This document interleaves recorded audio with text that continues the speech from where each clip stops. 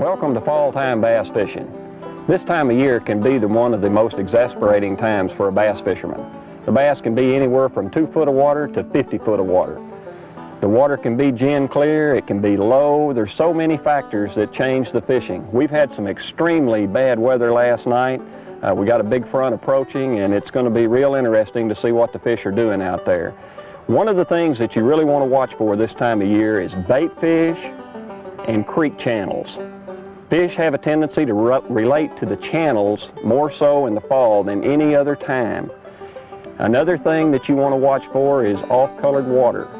A lot of times this will help you find more fish because it'll put the fish shallower. You pretty well have to fish the lake just like you do in the summertime or springtime. Pick you out an area and spend some time experimenting in this area.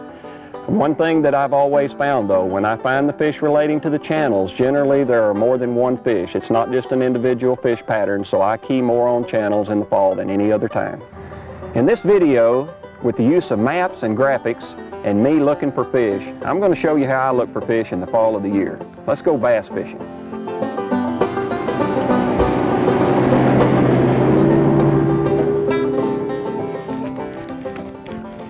You know, one of the key things about finding fish or looking for fish in the fall, or really any time of year, is to eliminate things. You've got to throw certain baits and eliminate them before you can say that they're not working. And that takes a little bit of time. It's not anything that's cut and dried. When I first go out looking for fish, I like to throw a spinnerbait or a topwater plug or a plastic worm, the same old baits that you always throw. But usually to start with, I'll throw baits that I can cover water with, like a topwater or a spinnerbait. That way you can move around a little bit and kind of get the feel of what kind of water you've got to look for the fish.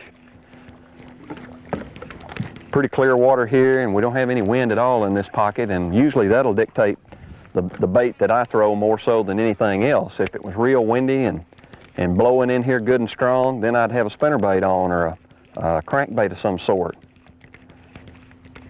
When it's real still conditions like this and I feel like the fish are still shallow, that's when I'm going to throw a surface bait or maybe something like a sluggo, an underwater floating worm.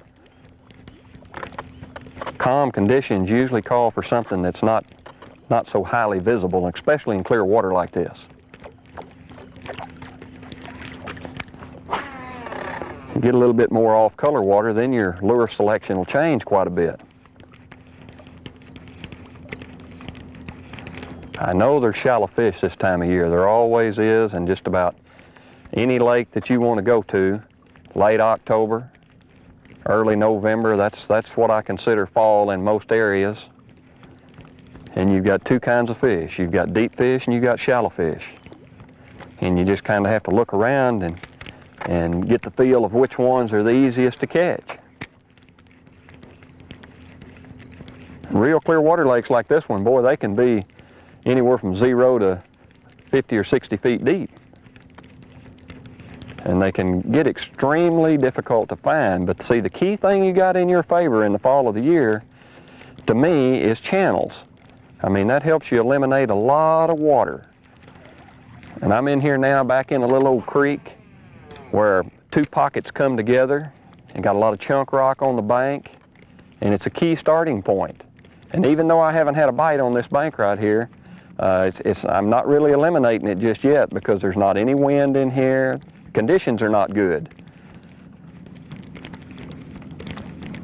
Clearwater lakes, boy, now I'll tell you, they're especially very finicky on calm days. Boy, when you don't have any wind at all blowing, it really makes them tough to catch.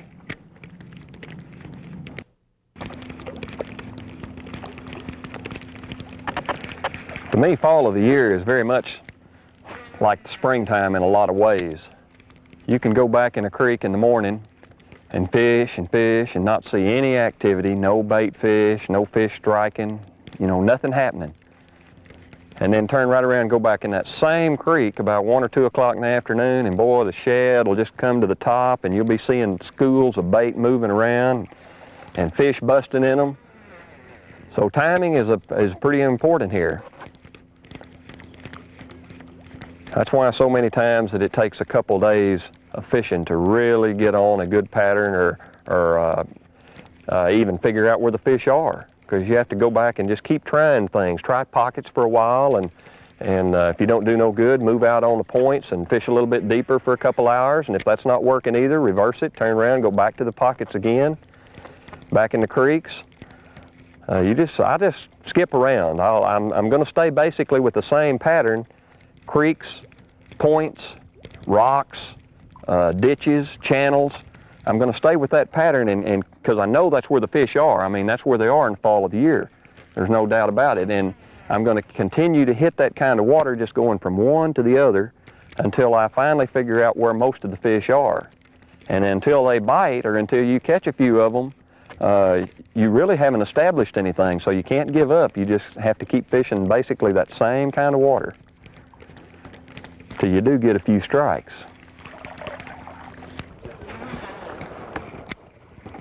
Now, that's one thing about fishing in real clear water. It just don't take me long to establish that a certain pocket's not going to produce any fish. Even though that pocket back there may have had plenty of bass in it, the conditions weren't right to catch them. So I'm going to come back out here and get on a main channel bank where the old creek channel itself is under the water, and it runs in here pretty close to these big rocks where I've got the wind washing in. So many times that's a key factor, is having a little bit of breeze blowing in on a bank. And more often than not, it's the main ingredient in catching a few bass in an area. Put on a big spinnerbait so you can cover a little bit of water, and put the trolling motor in low, high gear, and just fish down a windy bank a while and throw your favorite bait, the spinnerbait.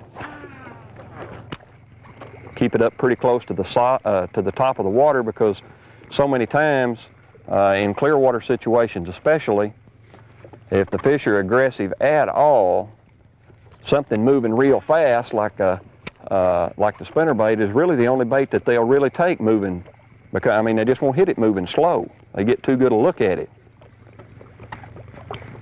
Now, if the water was down below 60 degrees, I'd say move your bait a little bit slower, because fish are a little more sluggish then and not near as aggressive.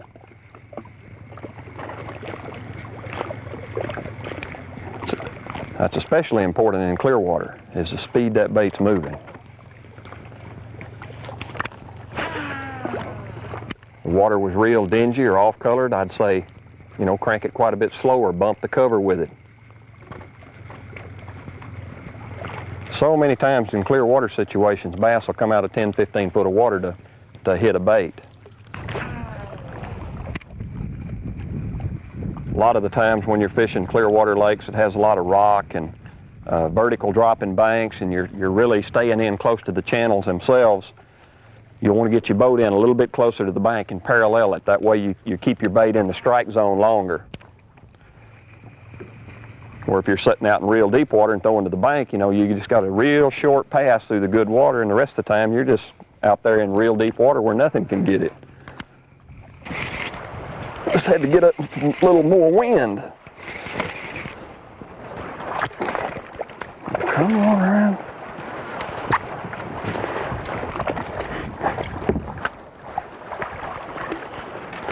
Not only that, but I had a trot line to negotiate. Pretty little largemouth.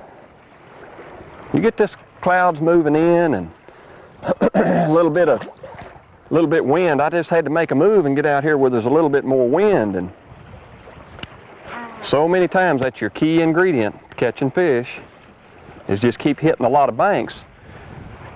So many times you don't find a bank that has a lot of fish on it, and you just have to go from bank to bank to bank to bank in hopes of hitting one that's got 2 or 3 active fish on it.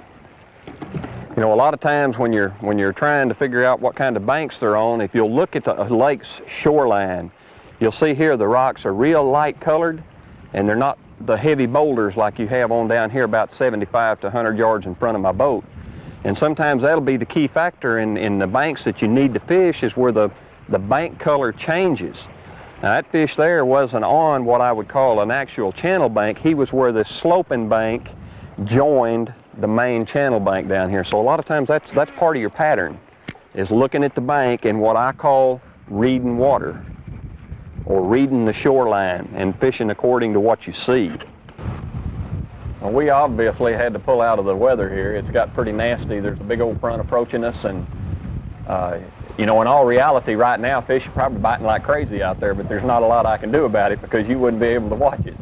And you really wouldn't be able to learn anything. But some of the things that to me are very critical on dark days is a lot of times having a dark bait. See, instead of throwing a light colored, shad colored spook, if I get into a situation where the water's still, then I'm going to go to a black one, go to a real dark color.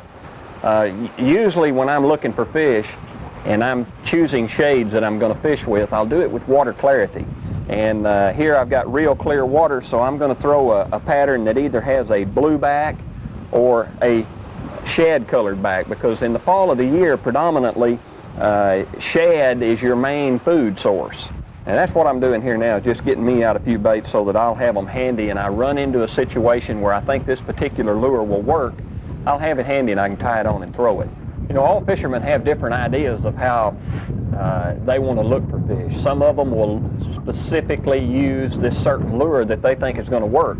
And I've always found that myself, I'm a situation fisherman, and I'll do better if I've got 5 rods at a minimum sitting out on the deck, sometimes even 7, with a different lure on each one of them for situations that I think I'll encounter during that day.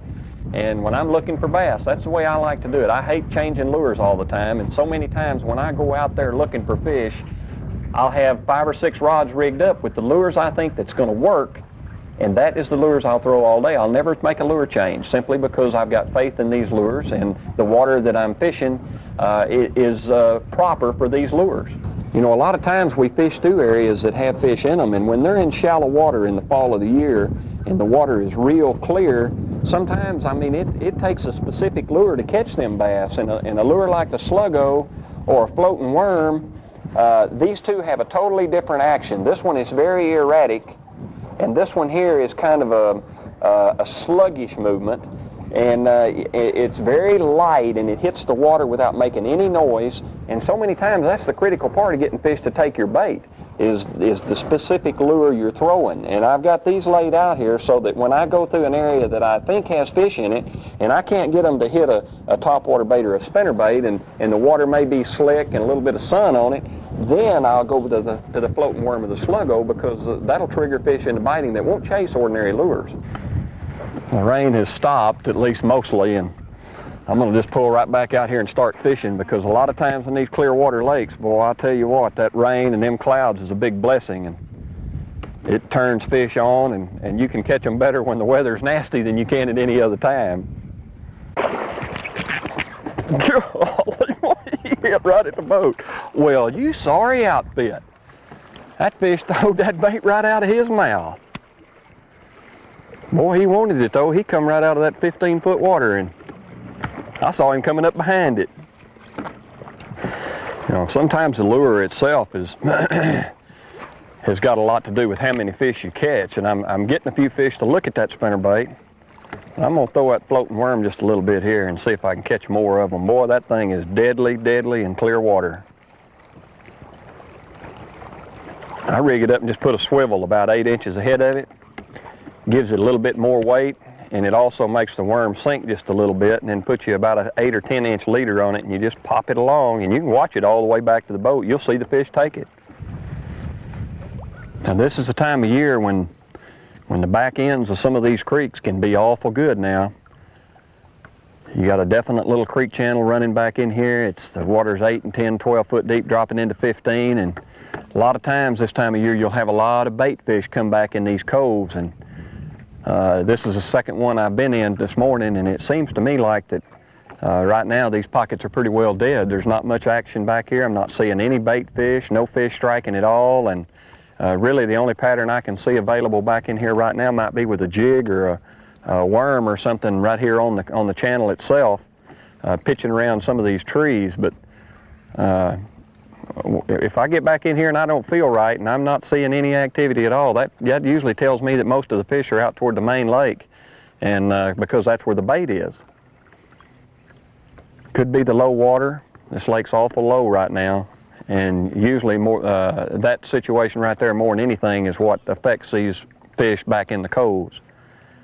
When it's low like this, they just have a tendency to lay in this brush and suspend, and it makes them real hard to catch, and it's not a good pattern.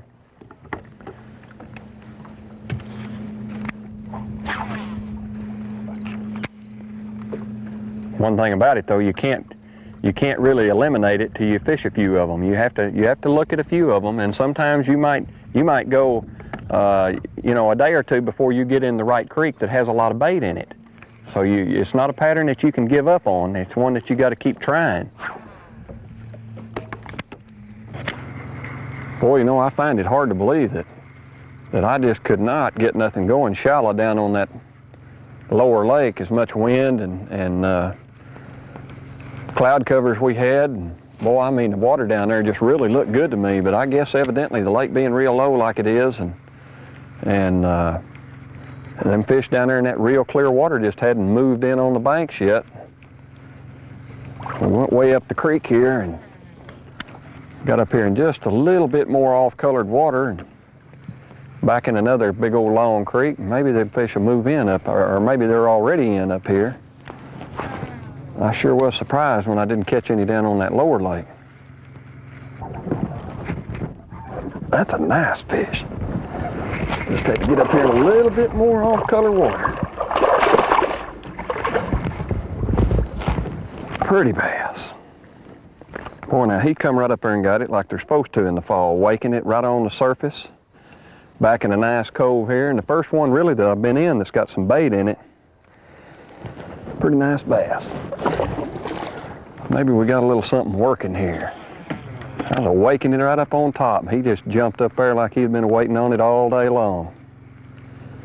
A lot of times that's the key. Just keep running in pockets till you find one that's got the bait fish in it.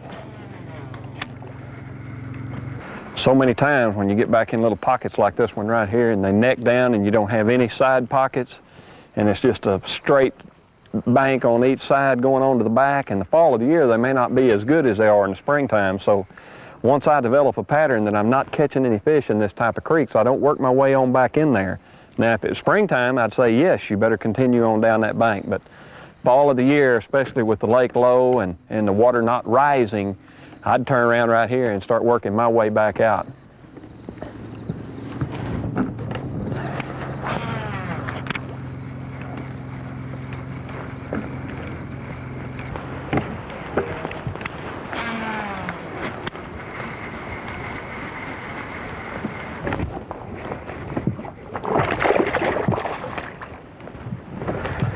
Not too bad. Boy, this pattern here is more or less taking a lure and just covering miles of water and hunting for a fish. It's not really getting in an area that's got a lot of fish so far. Just having to make a lot of casts, and even on a good overcast day like this, it's just like most of the fish are still in deep water. Hopefully we'll figure more out a little later. Well, if you can't catch them shallow on a rainy day like this, I don't know what a guy'd do if the sun popped out good and bright. He'd be in deep trouble.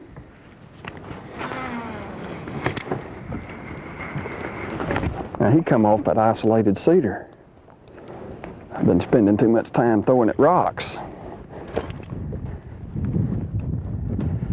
Boy, I'll tell you one thing though, you flat have to chunk that thing a bunch of miles before you can get a bite. That's what you call working for them. Finding fish and just making a million casts till you find one that'll bite. The 4 or 5 fish I've caught today on that spinnerbait have all come off the bank. They've hit it halfway to the boat, every one of them.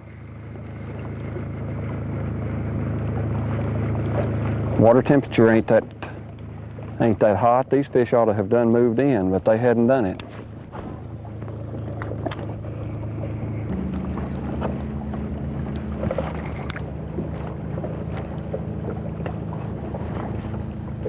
Isn't that pretty?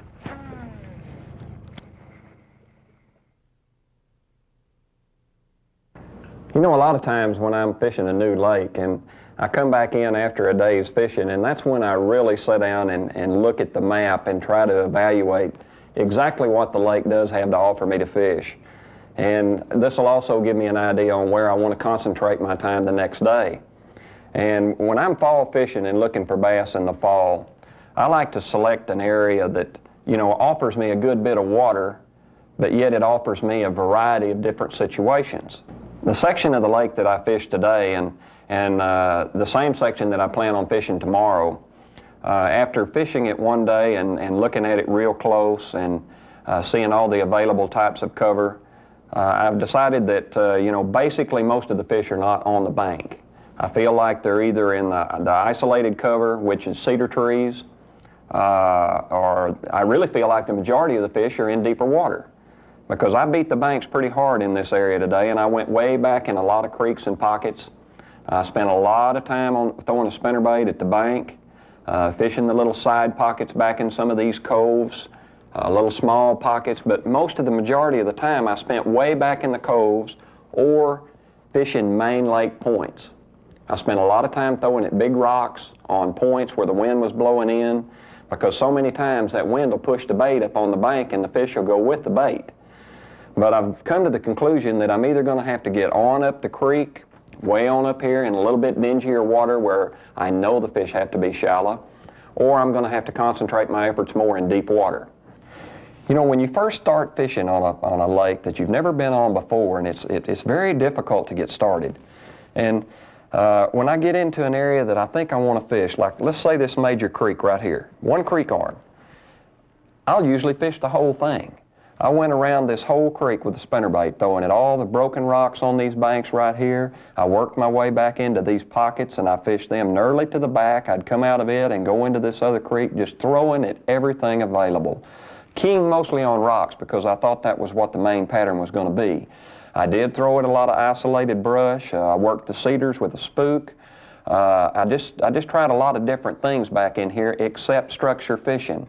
I also come out of this main feeder creek and I worked a lot of main lake banks, anywhere I could find chunk rock with the wind blowing in, still throwing mainly two lures, a spook and a spinnerbait.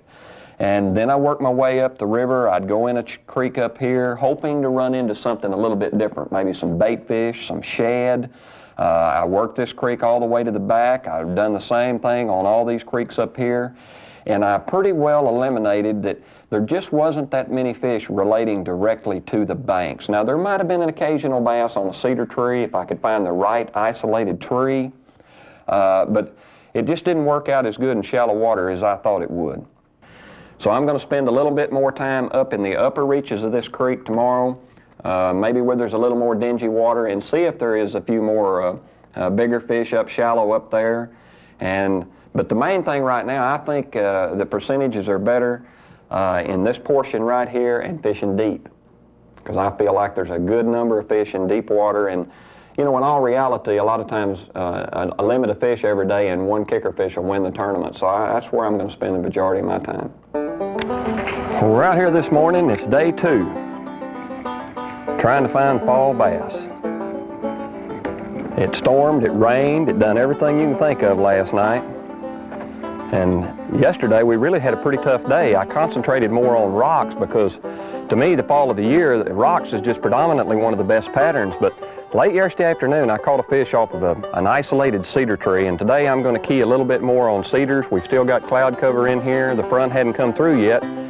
So we're going to key a little bit more on the offshore cover and see what happens out here. And hopefully later today, maybe if the winds will let us, we're going to try a little bit of deep water and see if we can find some fish in deep water. But right now we're going to key on isolated cover in pockets and on points. Cedar trees is the obvious cover here, so we're going to spend a little bit more time on it. There's a massive cold front going to come through. It's supposed to get down into the 30s tonight and high tomorrow only in the low 50s, so we got some real interesting weather to work with. But hopefully we can put together a little bit more than what we did yesterday. You go out here and you'll do something all day long and you just might not be in the right area. So you really can't you can't eliminate it just because it didn't work one day. You got to try a new area. Or go back and maybe fish the same water you fished yesterday, but just reverse your tactics. Don't even throw with the cover you keyed on all day long yesterday, which was rocks. And totally change your pattern and just fish the stuff away from the bank.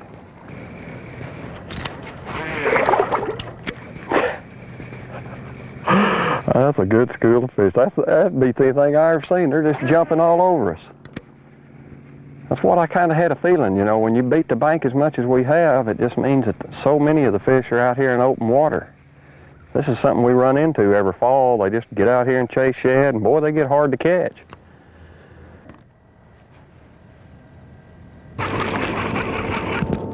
Down under the school, that feels like a good one. I hope it's a bass.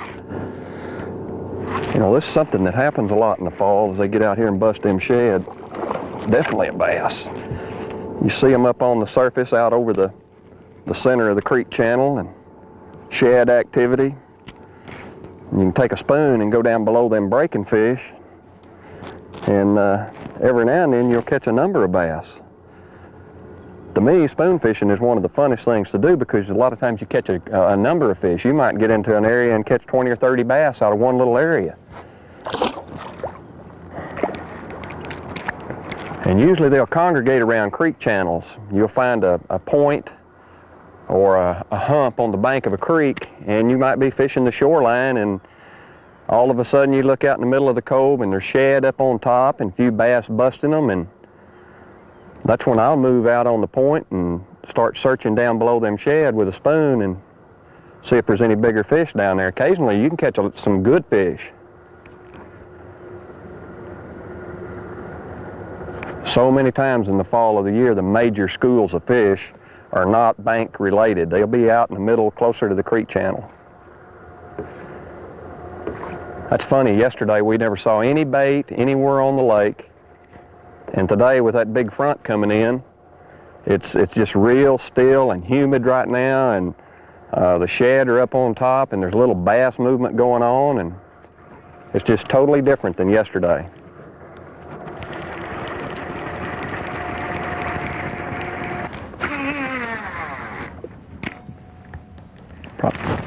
Oh, there's another one. Just got to throw that thing out there and let it sink down below that school. And a lot of times that's where your bigger fish are hanging, is down below the school. Well, he just jumped plumb out of the water, didn't he? About a spoon. Usually you lose a lot of fish on a spoon when they jump. Not too bad. Little largemouth. I kind of figured that was probably Kentucky's out here doing all that jumping. You really want to watch your electronics close, because a lot of times you'll see them shad down on the screen, and the shad might be down there 25 or 30, maybe even 40 feet deep. And a lot of times you can get out over them bait fish and vertical jig that spoon. Just get it right down in that level where the fish are and just vertical jig it, and you'll catch fish. This is a situation right here that I see in a lot of lakes in the fall of the year. And if you'll notice, there's nobody out here fishing right now. You'll have the whole lake to yourself. And it usually occurs right before one of them big old cold fronts goes through. Shad just come to the surface and the bass run them, and a lot of times you can catch them on top water, and boy, that's when I really like it. There's one right down under the boat. That one was down there deep, and he feels like a big fish. That is a good fish. He is down there about 40 foot, right where that bait is. I just got my bait down deep and just kept it down there.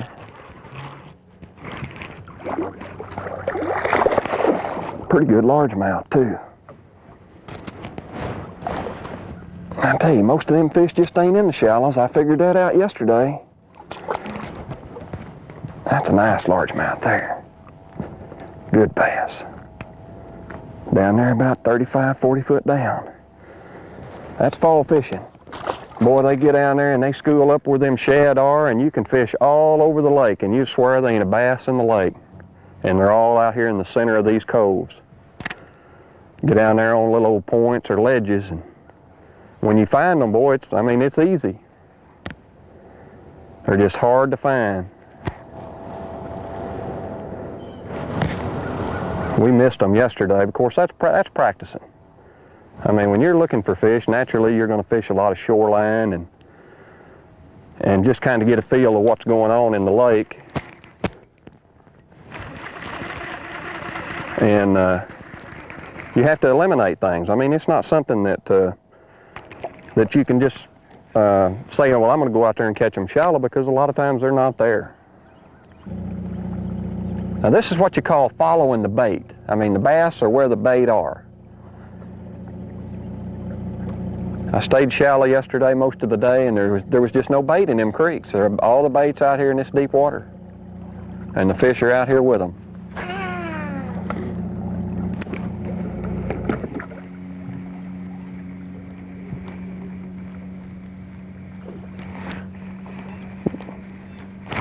Oh, I missed that one. I got him that time.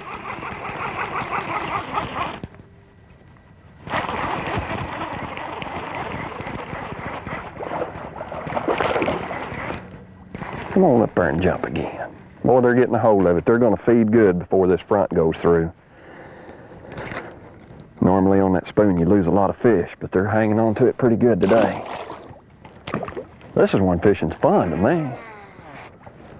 I like it when I can see them. You know, you don't get to see them a lot of times. You have to look for them, and you're not able to see where they are, but they come up after them shad. You can see them on top.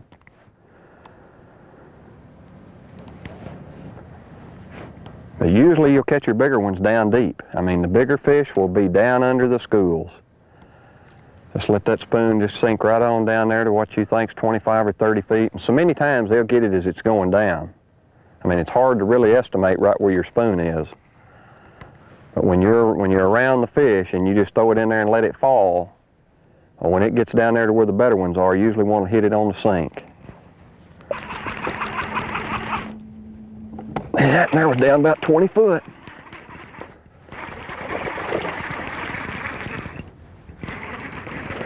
"20 foot deep.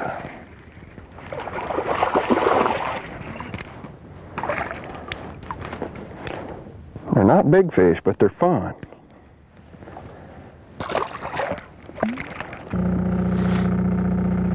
You really need to watch for birds when you're fishing in the fall of the year, because them birds will really find you a bunch of fish. They go where the shad are, just like the bass.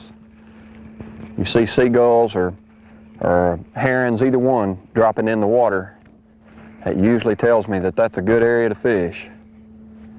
I mean, it may turn out to be stripers or white bass, but you never know. It can also be bass. I thought these fish were just little Kentuckies, but believe me, there's some good largemouth in here. In fact, I haven't caught a Kentucky yet. When I saw them breaking, I just figured it was all Kentuckies or white bass. Turned out to be largemouth.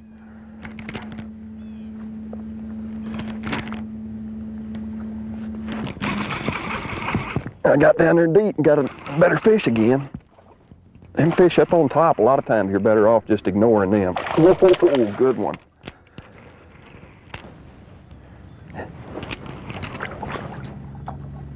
Pretty good bass.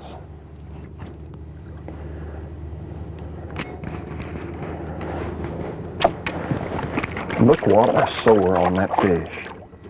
My lands. You need to go see the doctor.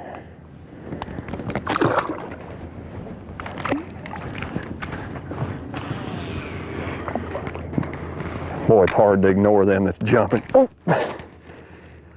He hit it before it got down there. Just throw it in them and let it fall till one gets it. He's a small one.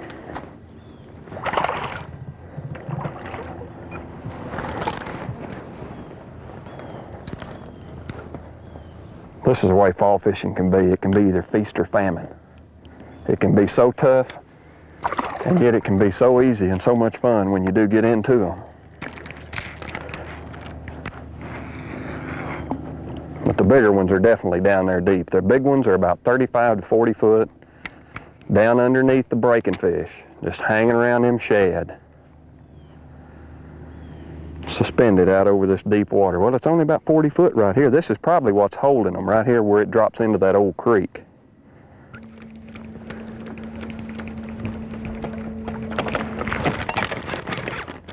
Got it then.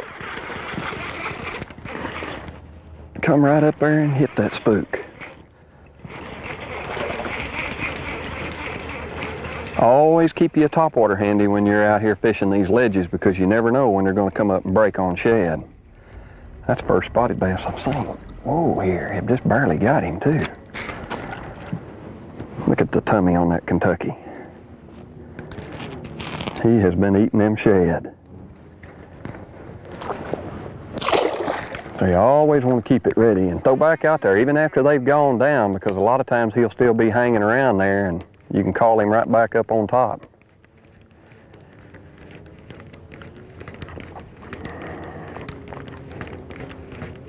You know, this situation we've got today, a lot of people wouldn't have even went fishing. That weatherman this morning really tried to talk us out of going out. I mean, he called for really bad stuff, and evidently that little front has kind of stalled, and it really has these fish up on top moving around. Yesterday we never saw nothing up on the surface, nothing. No fish striking. Go ahead and take it. He hit at it, but he never opened his mouth.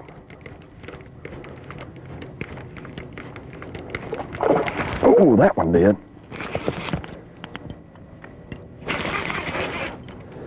When you got weather like this and fish up on top, I believe I got two of them. No, I had two of them. One of them got off. When you got weather like this and you get out here, see, the fish will show you where they are, and it's not near as hard work. That's another. Look at the shad that thing spit up. He has just been gorging on them. Another pretty Kentucky.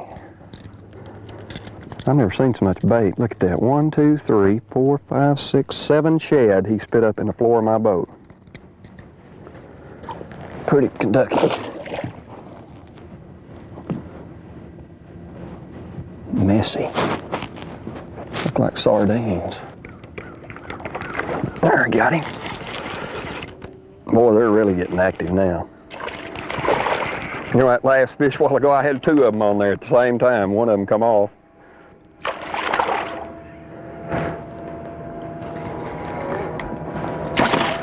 All spotted bass out here on the main lake. I mean, beautiful spotted bass. I love the color on spotted bass. He is just beautiful.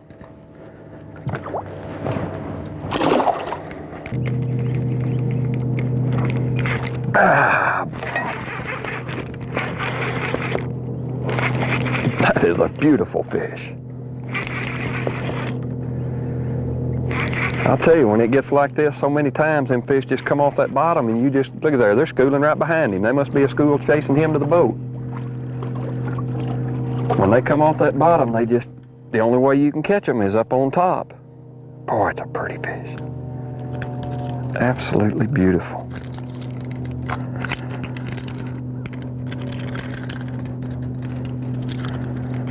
Ow! Well, thing about it, he got a mouthful of it. That is a pretty Kentucky. I can't get over how fat they are.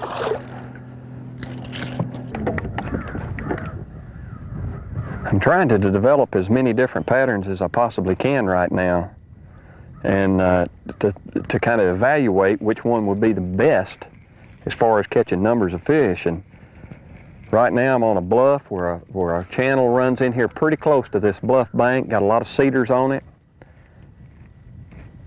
And this is one of them lakes that typically has a lot of real deep fish in it, 35, 40, 45, 50 foot. And it's usually big Kentuckies that you catch down that deep. Sometimes you'll catch a smallmouth, but it's usually big Kentuckies.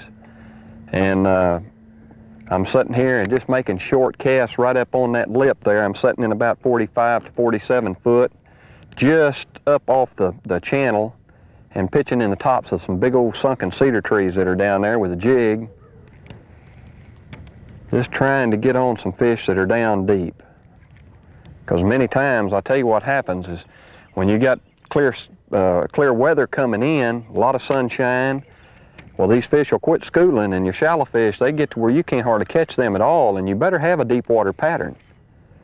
You better be able to catch them several different ways in clear water lakes. I mean, them shallow fish, boy, they get hard to catch when that sun pops out. And really all you have to do then, to me it's easy because I like to fish deep. I just soon fish deep water as anything there is. I feel like it's the most stable pattern that you can possibly get on a real clear water lake in the fall of the year. Anytime a front goes through and you get them bright skies and no wind, boy, them shallow water bass are history, and their schooling bass are through too. You won't see no more bass schooling, and you've got to fish deep then. Boy, he was down there deep, about 45, 50 foot, straight down. Come on, I want to see you. Big Kentucky, good Kentucky. When you bring them out of that deeper water, boy, they just don't fight a whole lot. That thing didn't fight hardly at all. Not like one of them topwater bites.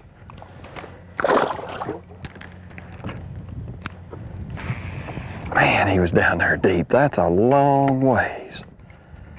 The only bad thing about fishing that deep and catching them that deep, if you don't turn them loose right quick, they have a tendency to get a case of the bends, and hard to get them to go back down there. But if you release them instantly, they'll turn around, they'll go back down there and readjust.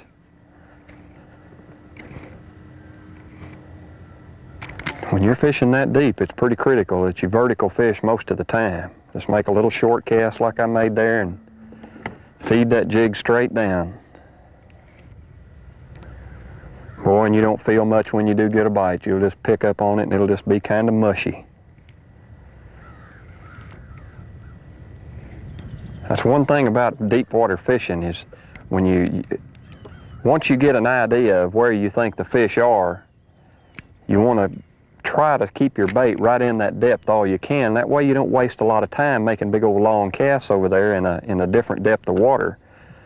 And after fishing just a little while and watching the graph and seeing where all the activity level it is, it seems like the activity level is about 40 feet. 40 to 50 feet is where I've been seeing all the bait fish, with the exception of the ones that are schooling. And so I'm keying right now on 40 to 50 feet where I've got rock points dropping into channels. And you make short casts with that jig and you more or less just vertical fish him straight up and down. Once he drops off into that deep water, you want to just reel him up and make you another short little pitch. That way you're keeping your lure in that contact zone. Well, the weatherman wasn't too wrong. The front finally got here, and boy, it got plumb nasty down on the big lake. And we're going to move on up in the river. Get up here. We're up the river now where there's quite a bit more dingy water. And I'm going to try to put together a little bit of a shallow water pattern up here, either with a crankbait or a spinnerbait, and just stay with the banks totally, because a lot of times on a lot of our lakes, you'll have totally different fishing on the main lake than you do up in the river or up in the major creeks. And there's always two different patterns. And usually the dingier the water, the shallower the fish are going to be. We've made a pretty good little boat ride here and come way up in the river, and we're going to stay with it up here till we quit and see if we can't put together something in this dingy water. When you're up in them rivers and creeks in the fall, something you always want to think about is a flipping pattern, because a lot of lakes that we fish will have a flipping pattern. And now this one don't have a whole lot of that kind of cover right there, but when I find some of it, I'm going to lay my spinnerbait down and always flip it real good, because fish have a tendency to get real tight on cover even in the fall of the year. If you're not getting them to hit a crankbait or a spinnerbait, you sure want to flip everything that relates to the channels. And when you're working way back in these creeks and you're working rocks trying to develop a crankbait pattern or a spinnerbait pattern, either one, or trying to find an area that's got a whole lot of fish in them, you really want to pay close attention to your cover. Like coming up right out here in front of me, there's an isolated brush pile that's out off the bank out there all by itself, and a lot of times that'll be a real key, so you want to really work them kind of places carefully. I mean, it may not work out that that's what we're looking for, but that right there, isolated cover, especially in a lake when the lake level is falling or the lake level's real low, your fish will pull off the bank and they'll get in cover like that right there. Slow roll a spinnerbait through it, or try flipping around it.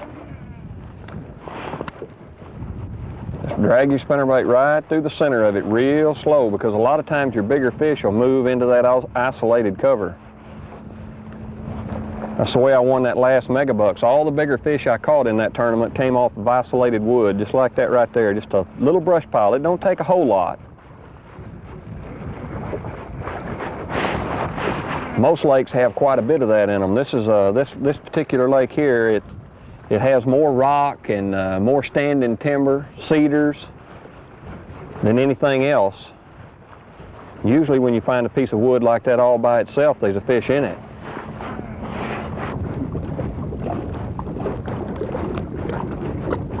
There was one right on the rocks. Pretty good largemouth. Pretty good largemouth. Come on. I mean, he was glued to the bank now. But boy, I'll tell you what, I've made a bunch of casts to get him to bite. A lot of times in the fall, that's you know, when you're looking for shallow fish, you just got to make a lot of casts to get 5 or 6 fish to bite.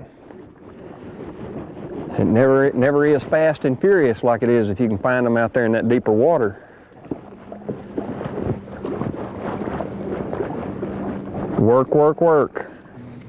A lot of times the size of the pocket has a lot to do with whether or not you catch fish. You go in one of them big creeks, ones you can go way back in, and you won't catch anything. But if you find a little short side pocket like this one, I mean right here off the main channel, a lot of times this is the key to getting more bites on a spinnerbait. You'll just, I don't know whether you can fish them faster or maybe they're closer to the main channel, but they're just little short pockets. So many times they're in the little bitty pockets close to the main channel rather than in the great big ones. Now this is a situation right here you run into a lot on all of our lakes, even in the spring and fall, where you've got a definite wall of mud coming down a main channel. And a lot of times when this mud line starts filtering out into the main lake, that'll be a good section to fish. But I never do well trying to fish in brand new mud like that. So I myself personally, I'm just not that kind of fisherman, and I run into a wall of new mud coming down the river. That's usually where I'll end. But one thing you really got to watch for here is a lot of times you'll have little feeder creeks coming in that'll still be clear, and it'll provide that good mix in watercolor that, boy, sometimes it can really be good. So you kind of got to play that by ear, whatever you prefer to fish. And myself being more of a main lake fisherman, and I just feel like there's more numbers of bass out on the main lake, and that's where I usually spend more of my fishing time. But you got to come up here and try these areas, because sometimes they can be good and sometimes they can be big fish. Well, today worked out a whole lot better than yesterday. We got into some areas that had a lot of fish, a lot of bait. The fish were up on top where you could see them, and that makes it a lot easier for the fishermen. I didn't do as well in the upper reaches up here as I really wanted to do. I really thought that if I got up here where the water was a little dingier, that fishing would be better and we'd catch more fish up here. But for some reason, maybe it's the lake falling, the lake may be real low, even with all the rain, there's just not many fish relating to the bank in this particular major section of the lake. Maybe another section might be a little bit better, but I really doubt it. I think most of the bass are deep, and they're going to stay deep for the winter. But we did catch one good fish up here on a little channel bank, right in the mouth of a small pocket. But the only bad part about that is there's not a lot of that type of water up there. It's just, it didn't seem to me like there was a good possibility to catch a good string of fish up in this area. And the reason why I keep coming back to this particular creek is because if you'll look, it's the biggest creek in this area. It has 3 different arms. It has a good major creek channel. It has a lot of underwater structure right in here. So I went back into the same creek simply because I know fish live there. I mean, there's got to be bass in there. And today these fish were busting shad. They were all out here in the middle running these schools of shad. And if you look real close at this map, you can see right here there's a long underwater point that's don't really look like a point looking at the bank, but under the water it runs way out here and joins the creek channel right here. And this is where the majority of these fish were schooling and busting these bait. And it just offers you such a nice channel break way out here. It's got good straight vertical drops into the creek. And if you'll look right here on the end of it, one of the key areas where these fish were doing such heavy schooling, it ends right here, and it has a couple of what I call hooks, underwater hooks. And them places right there is where these fish mat up and get on the bottom in the fall and the winter. And this spot's going to be good all winter long. It's a place that the fish are going to be there from now on until next spring when they go back to shallow water. And it offers that vertical drop, and there was some standing timber out here right on the edge of the creek. The fish weren't really using the trees, but it made it easy for me to identify this point by looking at the standing trees. I mean, they were just kind of in a line around this underwater bar.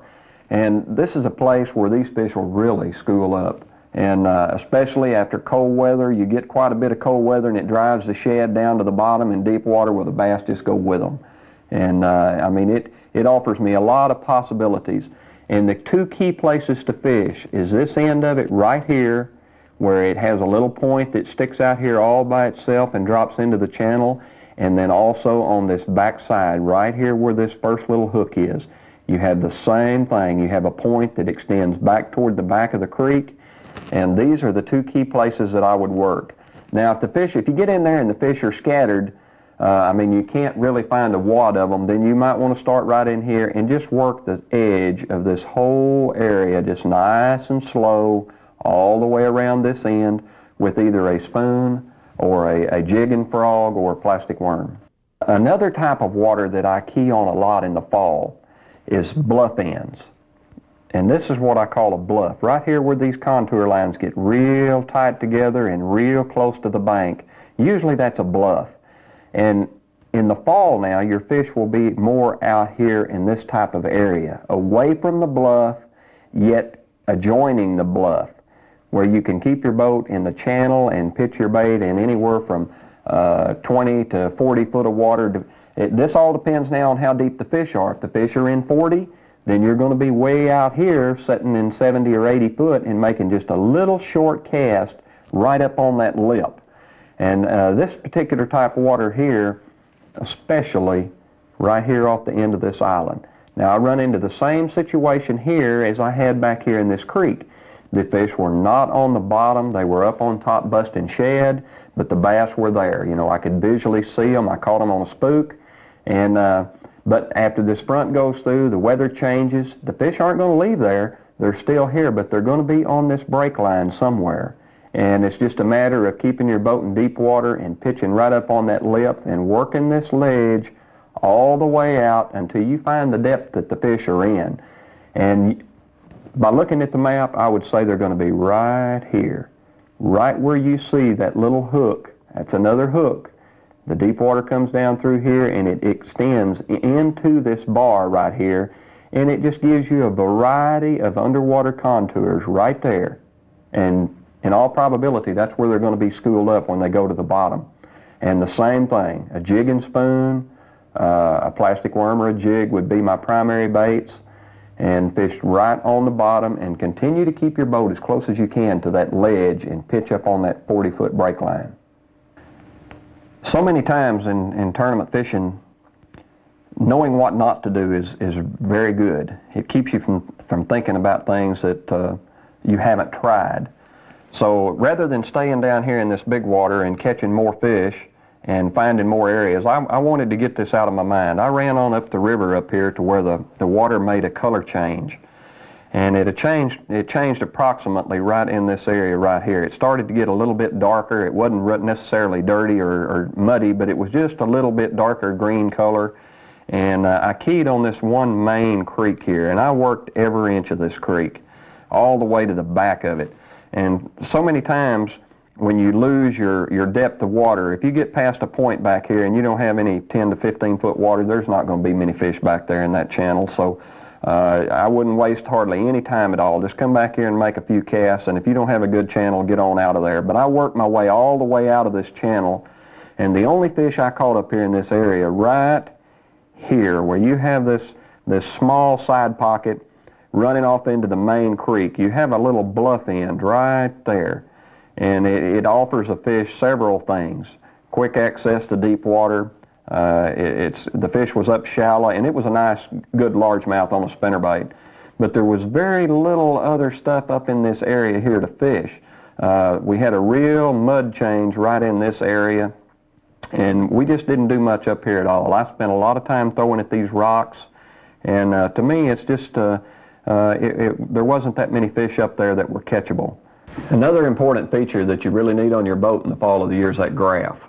Now that graph will really show you the level that the bait fish is, and it'll show you the level that the bass are. A lot of times I really can't tell the difference between the two looking at that screen, but when I see a lot of activity at a certain depth level down there, that gives me a place to start. And you know, there's a couple of key baits that I used, and a lot of people don't think much about spoons, and they really don't even fish with spoons much. But a spoon is a primary lure in the fall of the year. A spoon, a grub, a gets-it, anything that you can get down there deep and get into that level that the fish are holding. And you know they're feeding on shad. Them lures right there are shad imitation lures. And you know, you just need to have them in your fall fishing arsenal. When you're looking at your graph and you see that solid line down there at that 40-foot level, that is probably just a massive bunch of bait fish down there, maybe with some bass mixed in. And they're right here at a certain level. Now the big clouds that you see going by between you and that 40-foot level, you see this big old cloud go across your screen. That is usually a school of moving bait fish. And so many times you really can't see the fish in that school, but the fish are right with the shad, or they're under them or around them. And them shad there are usually just moving, but that solid line down there at 40 foot, that gives you an area that you need to cover with your lure, because usually that is the lower level of the oxygen zone or the pH zone or whatever it is, and there's not too many fish below that zone right there. So you want to fish right there in that level where you see all that activity. One down there in that cedar tree. He's not a very big fish though. Well, he's not too bad. Kentucky. Well, we're back on Table Rock Lake, trying to establish a deep water pattern here. Fish very seldom move. We've been gone a week now and just now getting back on the lake and just trying to make sure that the fish are still deep. You know, when you're looking for bass, we've eliminated a lot of shallow water. We've got out there and we've cranked and we've spinnerbaited and we've done a lot of different things, and we're pretty well sure that the fish are deep, and that's what we're going to do, is just continue to fish deep today and just see how well we can do with them. Better one's down there really deep. Come on up here. Oh, there's a big one right with him. Another big one's following him.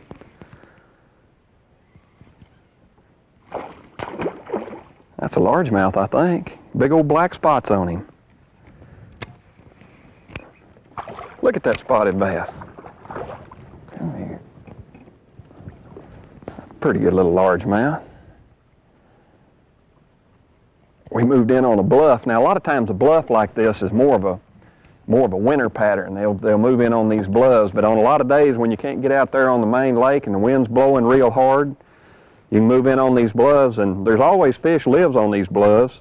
And if you can just figure out how deep they are, you know, you can put your bait right down there on the bottom and catch some pretty good fish.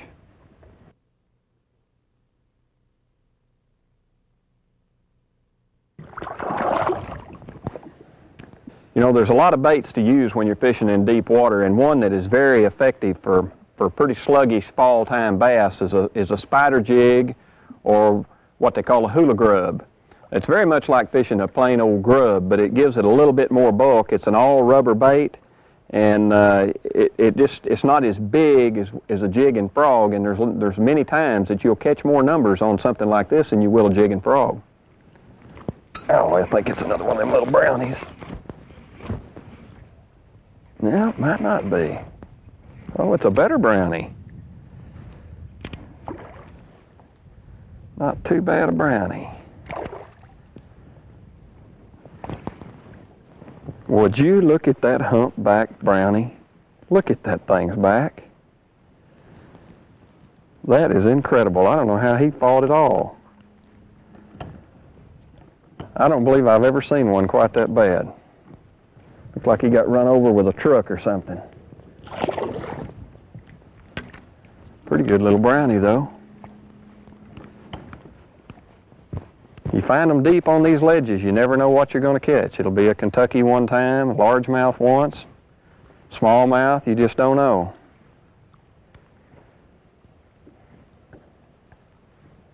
I like fishing these lakes that have a variety of bass in them. But they are down there deep, I will say that for them. What this is it's a straight down bluff wall. It goes down to about 20 feet under the water, 20 feet deep, and then it runs out here a little ways to about 30, and then it shelves off again to 50, and then the river, I'm sitting right on the break line of the river here, and it's got timber up and down the edge of that break there at about 40 foot. And these fish are sitting right there where it breaks off from 40 into the river. It's really not the type of place where you'll catch a big school of fish, but it's a stretch of water where you'll catch fish all up and down it. I mean, it really don't have an outstanding feature such as an underwater bar that runs out off of it. It's pretty well just a straight channel bank, but it's one of them short channel banks so that you don't have to spend a lot of time trying to figure out where the fish are. A little small bass, but not too bad. And a lot of times you get out in this clear water and you're not having much luck. Put that little grub on a spinning rod, a little bit lighter line, and it just gives it a little different fall. Tell you, you can not only that, but you can fish a little grub head in a grub a lot better on spinning tackle, because when you hits the water, naturally you're giving it just a little bit of slack off the reel, and it just throws so much easier and falls so much better, and to me you get more strikes on it because of that natural fall. That fish was on a little channel bank there where a creek channel bent in on the rocks.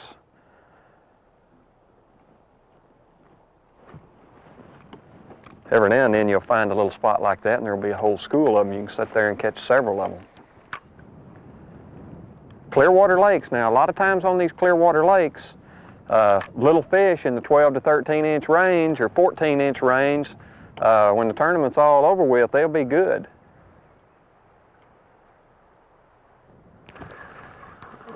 Maybe not. Running at me. Look at that. Seems to be a pretty good little old school of Kentuckys down there on that channel. Not big, but they're fun. Remember, that's one thing that I told you very, very early in this video, is fish them channels.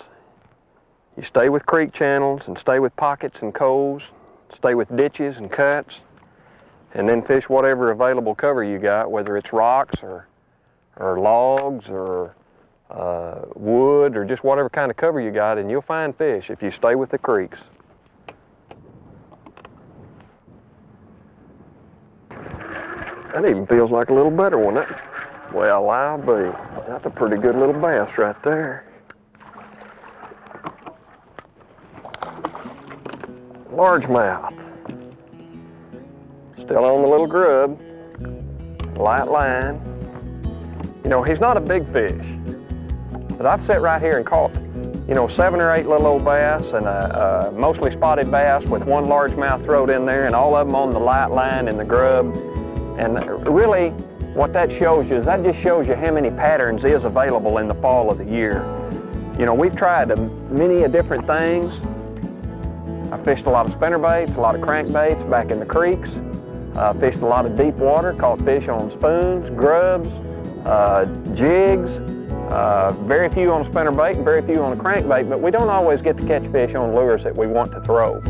And what I've hoped I've showed you is how to go through a few of the changing things that happens in the fall of the year, how to fish different types of water, and a selection of lures to work your way through and hopefully to help you find a few more fish.